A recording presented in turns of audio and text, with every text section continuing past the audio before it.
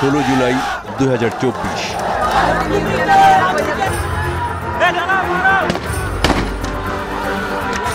আজ প্রকাশ্যে রংপুর বেগম রোকেয়া বিশ্ববিদ্যালয়ের ছাত্র আবু সাইদ পুলিশের সামনে বুক পেতে দেয় এবং গুলি খায়। হাসপাতালে নেবার পথে আবু সাইদ মারা যান। তার গুলি খাওয়ার দৃশ্য সামাজিক যোগাযোগ মাধ্যম সহ সকল গণমাধ্যমে দেখার পর আন্দোলনকারী শিক্ষার্থীরা ক্ষোভে ফেটে পড়ে।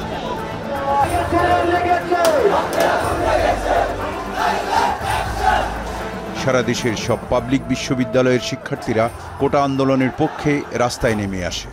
দেশময় আন্দোলনরত সাধারণ ছাত্রদের সঙ্গে পুলিশ ও ছাত্রলীগ কর্মীদের ব্যাপক সংঘর্ষ ঘটে।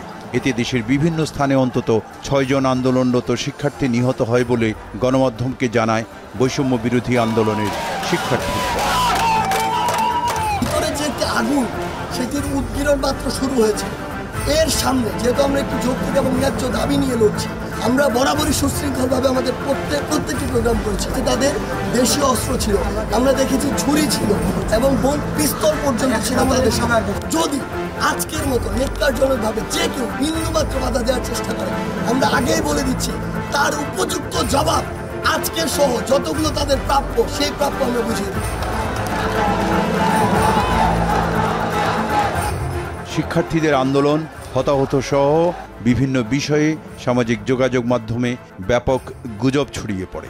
প্রতিমন্ত্রী জুনায়েদ আহমেদ পলকের নির্দেশে বিটিআরসি কর্তৃপক্ষ সারা দেশে ডাটা ইন্টারনেট সেবা বন্ধ করে দেয়। আইন শৃঙ্খলাকারী বাহিনী এবং গোয়েন্দা সংস্থার তথ্য উপাত্ত এবং তাদের কাছে আগাম যেই সংবাদগুলো ছিল তার প্রেক্ষিতে কিন্তু সেই তথ্য উপাত্ত বিশ্লেষণ করেই যাতে সম্ভাব্য ক্ষতির পরিমাণটা কমানো যায়, জানমালের নিরাপত্তা দেওয়া যায় এবং আমরা ইন্টারনেট বন্ধ করতে বাধ্য হই।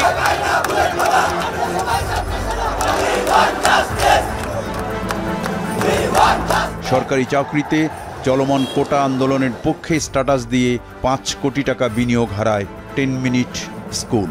5 কোটি টাকার বিনিয়োগ প্রস্তাব বাতিল করার বিষয়টি গণমাধ্যমকে জানান ডাক, টেলিযোগাযোগ ও তথ্য প্রযুক্তি প্রতিমন্ত্রী জুনায়েদ আহমেদ পলক।